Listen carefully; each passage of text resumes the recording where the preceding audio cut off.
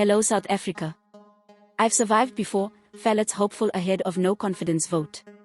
City of Johannesburg Mayor, Phalatse says she believes she will survive the motion of no confidence that she will face later on Thursday, January 26, 2023.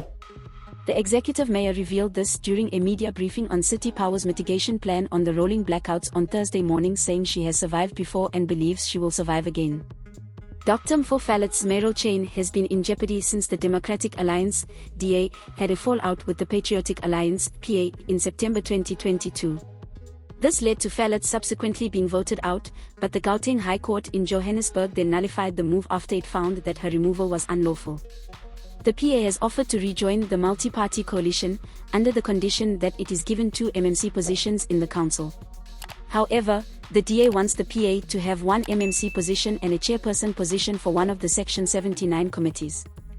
Action SA in the city said following negotiations between the PA and the governing coalition, it can confirm that talks have failed and the multi-party coalition will face a motion of no confidence without the majority to defend Phalatse.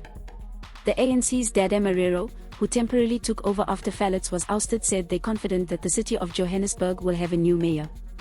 Marero said they need 50+1 in order to remove the mayoral chain from Phalatse. In simple terms, they need 136 members to vote against have the numbers. This is Leah for the South African. Please subscribe for more news updates.